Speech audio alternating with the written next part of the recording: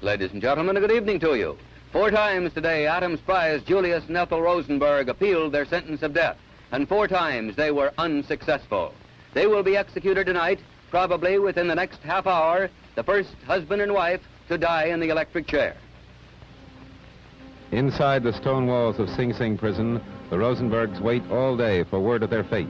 It's now more than 2 years since they were first sentenced to die for organizing atomic espionage for Russia. Rabbi Irving Kozlow, a prison chaplain, goes in. He will not leave until after the execution, which is being held before sundown because the setting of the sun this Friday marks the beginning of the Holy Sabbath in the Jewish calendar.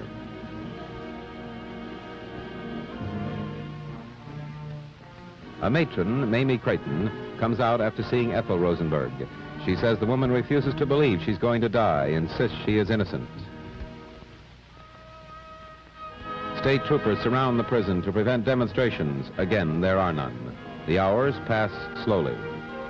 Julius Rosenberg, now 35, his wife Ethel, now 37, married 14 years and 1 day, parents of 2 boys, tonight dined on hard-boiled eggs, macaroni salad, and tea.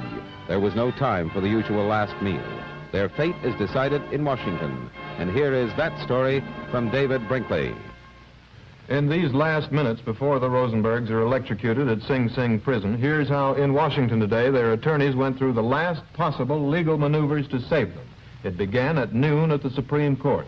Normally quiet, but today surrounded by groups of the curious. The court met at noon. At 12:06, it announced a decision to end the Rosenberg stay of execution. That was the stay granted 2 days ago by Justice Douglas. That seemed to be the end, but it wasn't. Their attorneys promptly asked for another stay while they appealed to President Eisenhower again for clemency. The court said it would consider it. Meanwhile, the lobbyists who came to Washington to work for the Rosenbergs kept up their parade in front of the White House. People riding by in automobiles shouted and asked why they didn't go to Russia. But there was no other disorder, so the police left them alone. They even sang a little song somebody wrote especially for this occasion, but the picketing and singing did them no good, because at the Supreme Court by this time, the government's lawyers, having won their case, were leaving. The court had refused again to delay the execution. A few minutes later, Emanuel Block, chief counsel, came out, read us a telegram he had sent to the president. For sake of American tradition, prestige, and influence, urge redress for Rosenbergs. Demand you be afforded sufficient time to consider this serious matter. The president's answer came quickly. Here it is, read by a White House press officer. The following is part of a statement just issued by the President of the United States.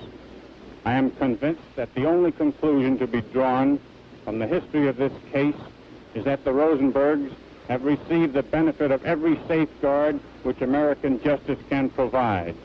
There is no question in my mind that their original trial and the long series of appeals constitute the fullest measure of justice and due process of law.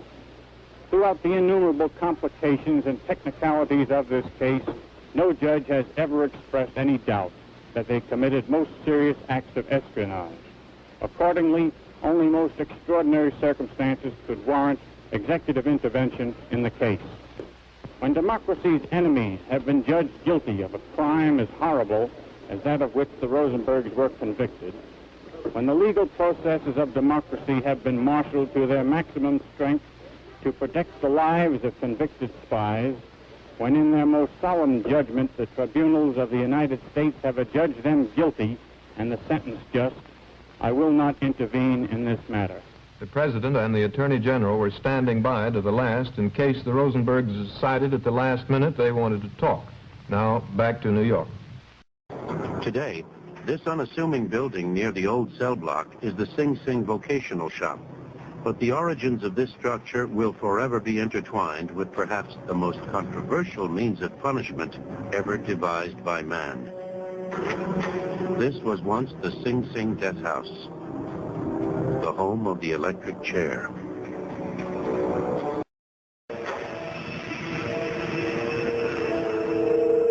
And I tell them, look, follow me.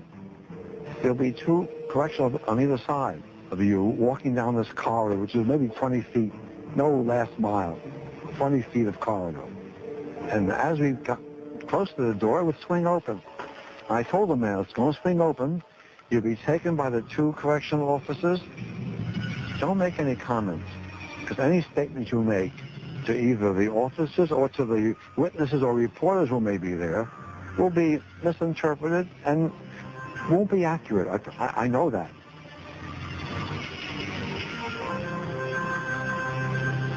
There'll be two men inside beside a wooden chair. They'll seat you down quickly. They're going to put something over your eyes. You'll be, electrodes will be, as soon as they're strapped in, there's a motion to the electrocutioner, and he would lower the electrode after the first shot.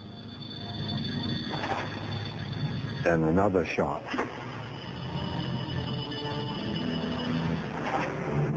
The doctor would run over and open the shirt, test him, said this man is dead.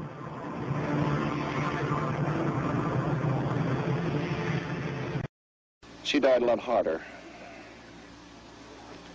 When it appeared that she had received enough electricity to kill an ordinary person and had received the exact amount that had killed her husband, the doctors went over and pulled down the cheap prison dress, a little dark green printed job, and placed the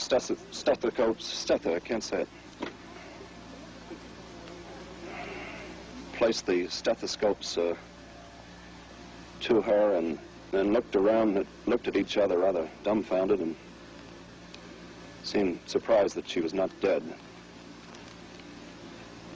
Believing she was dead, the attendants had taken off the ghastly strappings and electrodes and the black belts and so forth. And these had to be readjusted again,